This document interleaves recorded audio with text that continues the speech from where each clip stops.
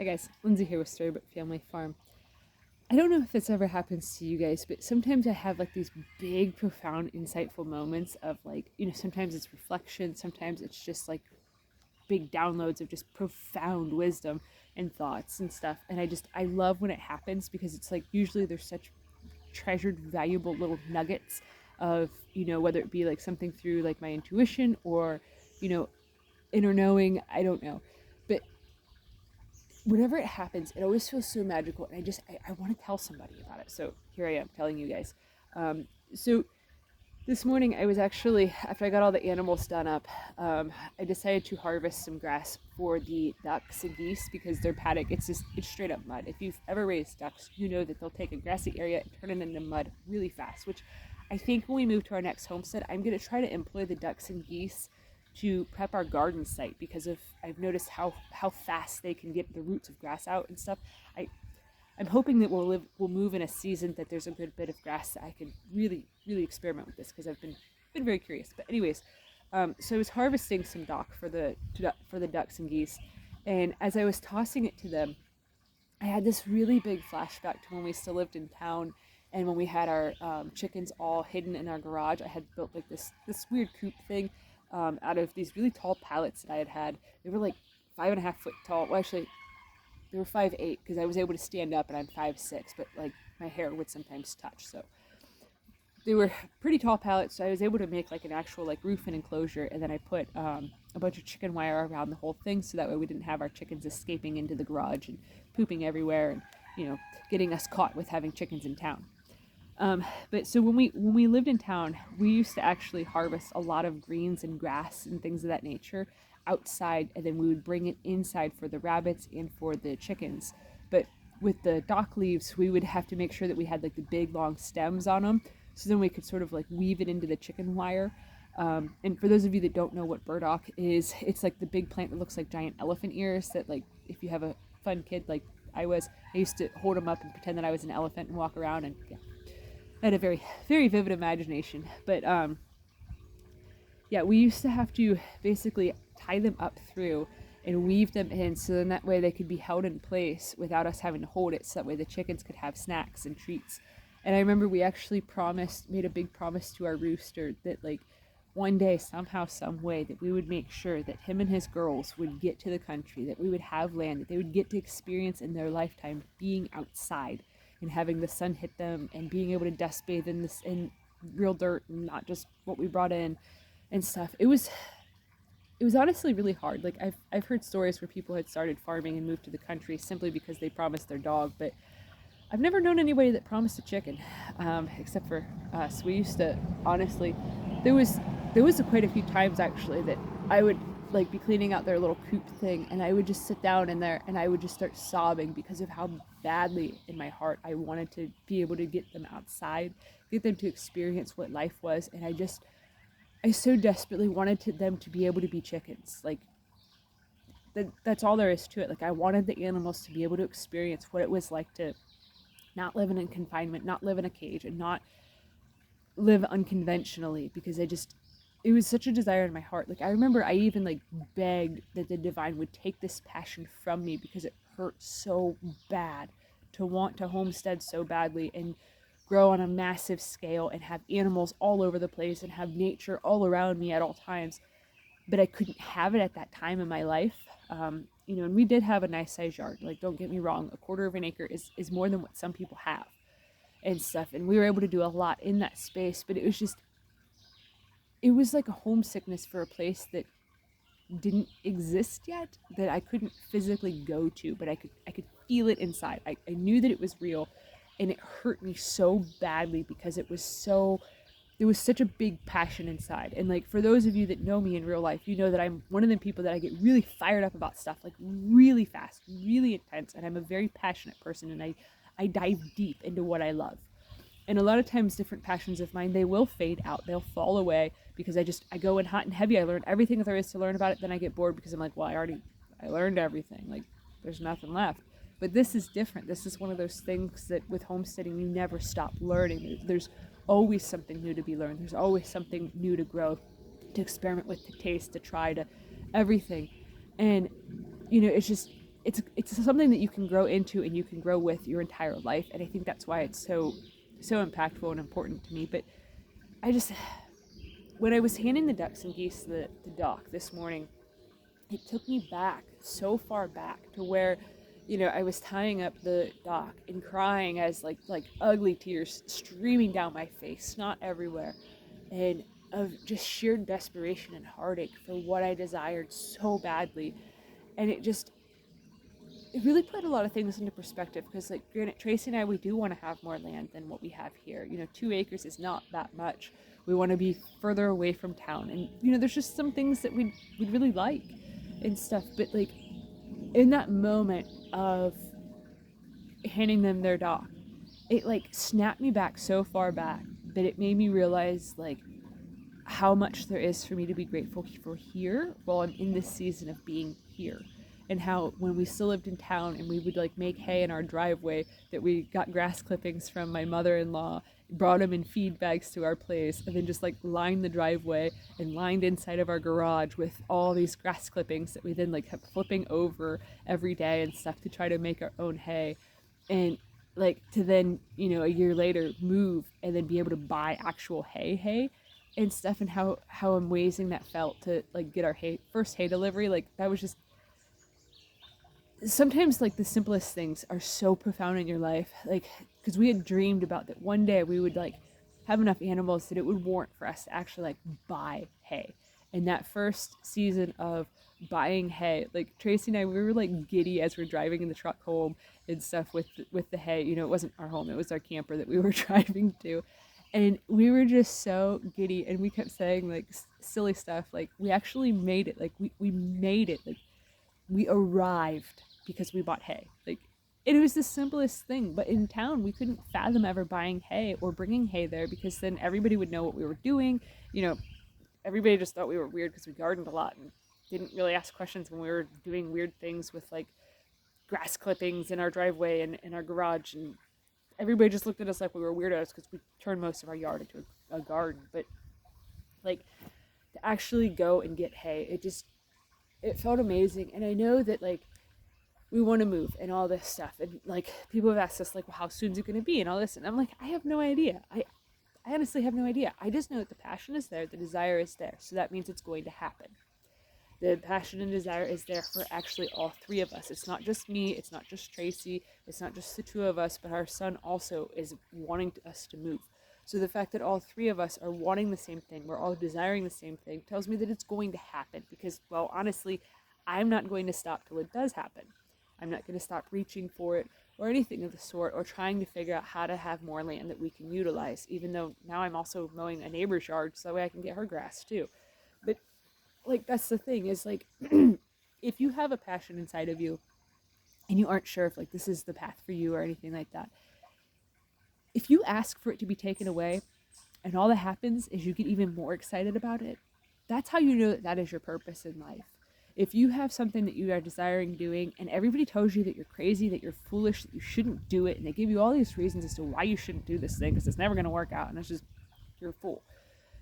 And you still are like, yeah, but I have this desire in my heart. I still kind of, I keep thinking about this and thinking about this and thinking about this, and I keep feeling it out and I keep dreaming about it. That's how you know that you've, like, hit the buzzer, that is exactly the path that's meant for you, that is the exact thing that you are meant to do. Okay, before we sold our house and moved into a camper onto my in-laws' property, like, we had joked about it for 2 years. We had talked seriously about it for over a year before we actually did it. Like, granted, there was some extenuating circumstances of being, pretty destitute, that, like, we were like, okay, we're probably, chances are, with the rate of inflation when, all the big stuff happened that made everything way more expensive, we had some seriously big, hard conversations of that chances are we would be homeless. And that was the skinny of it. That's how tight things were for us financially when we still lived in town. Was that it was either we sell our house on our own accord, move into a camper, and hope that we can find something, or we stay where we're at, and the reality was that we would probably end up losing our house. That's the level that we were at. People wonder, like, how were you so brave to move into a camper? And I'm like, we weren't brave. That was literally our only option. Like, We couldn't even afford to have trash service. Like, we used our neighbor's trash can. Thank you, Cheryl, if you're watching this. Like, that was a huge help. You have no idea how much it helped us. But like, we wouldn't even flush the toilet after every time we went pee because we couldn't afford for the water bill to go up.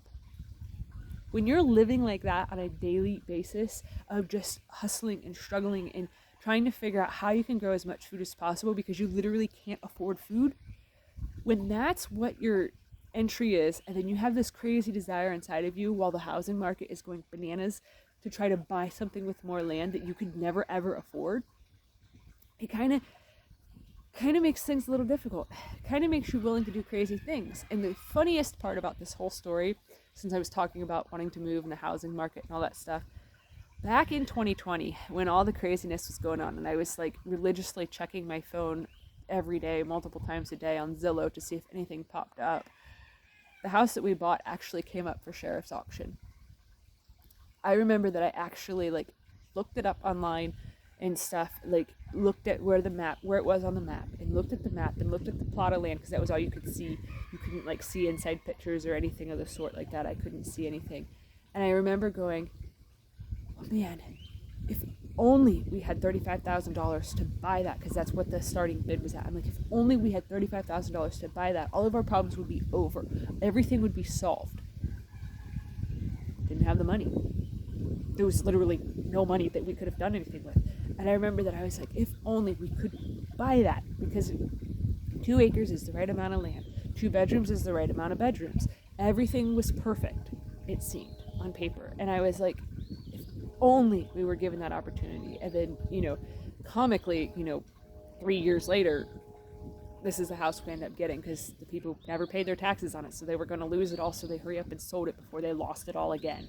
Like, it's such a weird twist of fate to have that moment where you have that overlay of a vision in front of you when you're doing something and you see yourself doing it, the exact same thing that you had done, 3-4 years ago. And it hits you like a ton of bricks because you feel all the emotions of what you felt back then and the desperation and all of that stuff, and like where it makes you want to cry, and you realize just how far you've come, just how far you've transformed it. It's not just that we've transformed this property of a fixer-upper, that we've done all these renovation stuff in the house. We're making it better, that we're making this happen or that happen, or that we're growing more food here than we could before, or that we finally got the goats, or that we finally order hay now and stuff. It's not any of that stuff. It's almost like, it's almost as if with every piece of work that I do here, I'm doing something transformational within my own self. That with everything that we're growing here, we're also equally growing ourselves.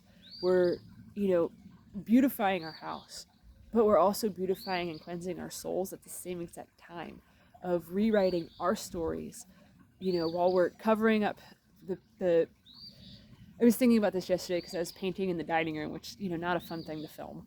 But I was covering up the dark green paint in there, and I was covering up some of the wallpaper that was from years gone by, and I was thinking about how all the layers of everything that has been done here, and that right now we're putting our stamp on the house, that we're rewriting all of it, that the past is all still there, that, when the next owners of this place, if they ever renovate it, they're going to find all sorts of cool shit that I like hid in the walls and things of that nature, because it's kind of, I'm a weirdo like that. I like to hide secret messages places, like inspirational, empowering type of things. Like when we were selling our house in East Canton, which was where we lived at before, there was a broken light that was like a overhead light in the kitchen. It was above the sink. That it was the old one from like the 1980s. Somebody had replaced the light, but they left the fixture there.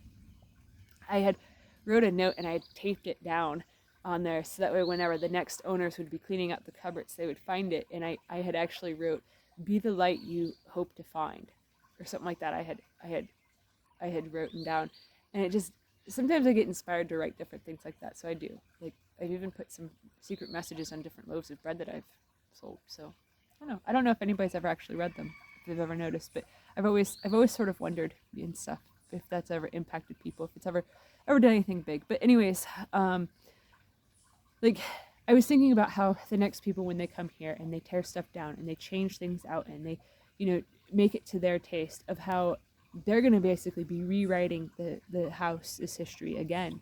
And that what we're doing right now, it is such a big transformation for this property in the physical world, that what is happening on a spiritual level within us and then on an emotional level within us, it is so much greater than what the physical representation of this space is, that it is actually unbelievable.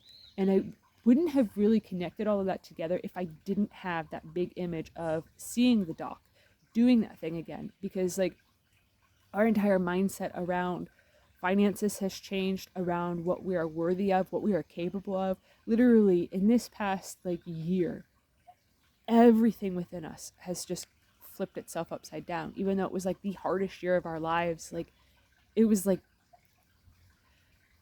I'm really excited for whenever we do find our next space, because I know that the person that I will be walking into the doors of that next house is going to be nowhere near what the person I was, or who the person I was and what I was capable of when we walked into this house the first time.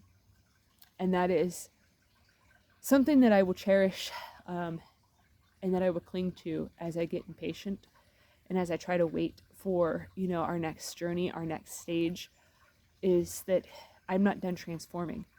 And that's the biggest thing, is that I've realized that this house has been such a huge blessing for us, even though a lot of times it's felt like a curse. It's felt like some of the darkest days of our lives have happened in this house and stuff. Like, without the dark, there is no light. And I honestly believe that the greater the level of darkness that a person can feel and can understand and can process and can cope with and transmute, the greater amount of light that that person can then carry. It's all about balancing.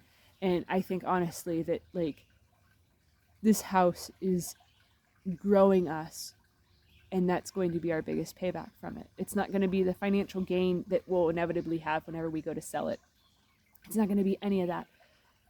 It's going to be the transformation that happened with it within us. That is going to be the biggest, most impactful, most long-lasting gift that this property will give us.